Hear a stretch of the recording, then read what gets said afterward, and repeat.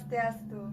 Halo teman-teman, ketemu lagi bersama saya Nyoman Noviantisari, NIM 1717051344. Nah, pada kesempatan kali ini saya akan mengajak teman-teman untuk sama-sama belajar mengenai konsep neraca. Di sini saya sudah menyiapkan mind mapping yang berisi sub-sub materi yang akan kita bahas. Untuk itu, yuk ikuti video ini sampai akhir.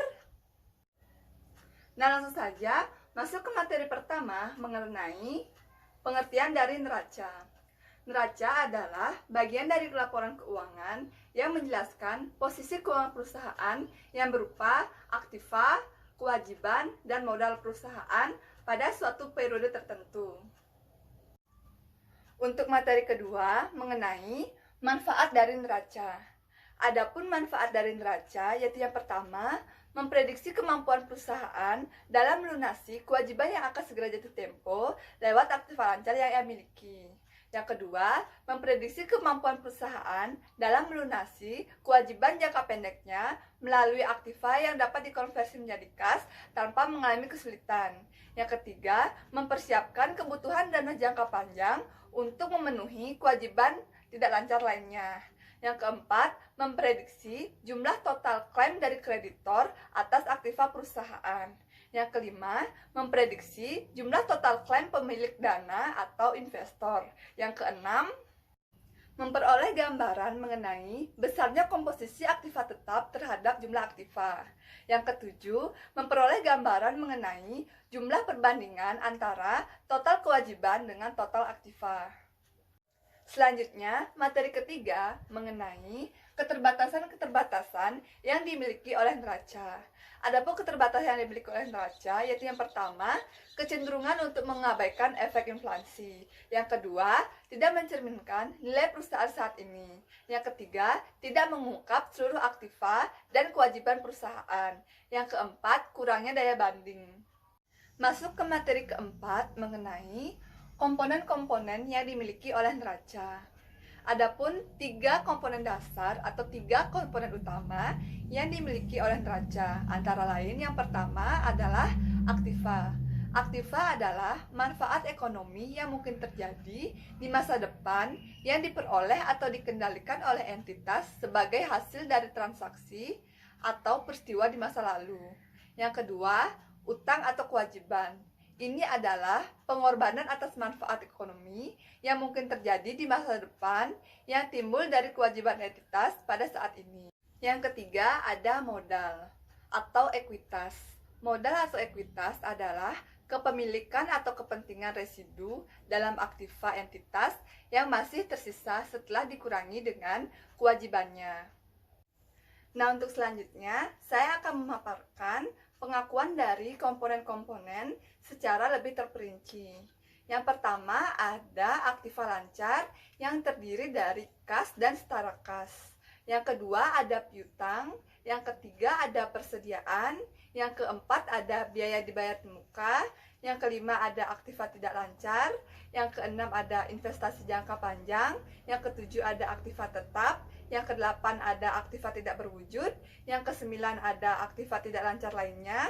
Yang kesepuluh ada kewajiban lancar. Yang kesebelas ada utang usaha dan utang wesel jangka pendek.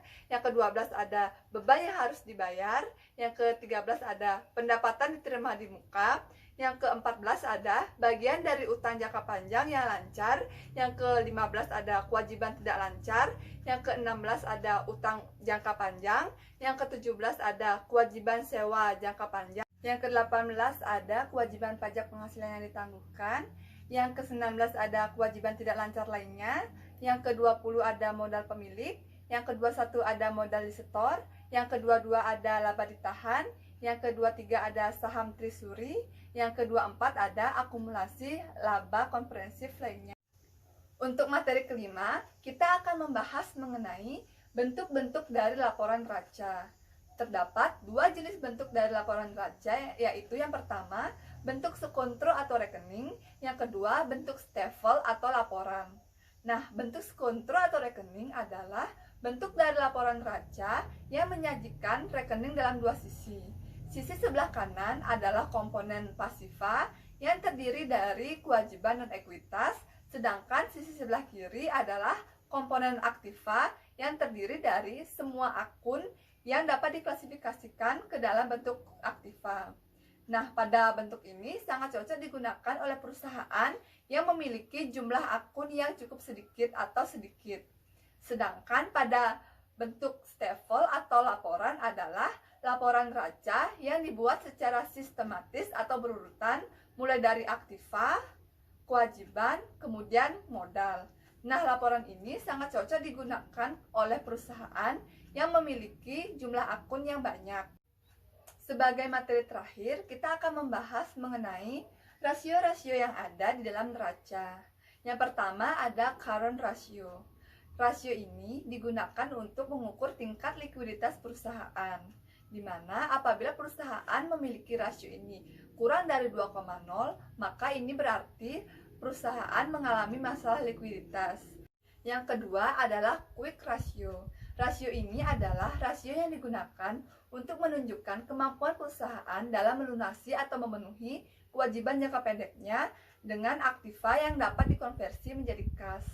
Yang ketiga adalah debt ratio. Rasio ini adalah rasio yang membandingkan total kewajiban dengan total aktiva.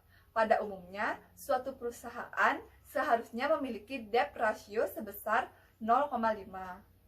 Rasio keempat adalah asset turnover ratio. Ini adalah rasio keuangan yang mengukur tingkat efisiensi perusahaan secara keseluruhan. Semakin tinggi aset turnover rasionya, maka semakin efisien perusahaan menggunakan aktivanya dalam menciptakan pendapatan atau penjualan. Untuk rasio terakhir adalah return on asset. Ini adalah rasio perusahaan yang digunakan untuk menilai profitabilitas perusahaan secara keseluruhan. Nah, jika perusahaan memiliki return on asset ini sebesar 10%, maka ini berarti bahwa setiap 1 rupiah dari aktiva mampu menghasilkan atau menciptakan 0,1 dalam laba bersih. Nah, sekian dulu ya materi mengenai konsep neraca. Semoga dapat bermanfaat bagi teman-teman semua. Dan akhir kata saya ucapkan Om Santi Santi Santi Om. Dadah!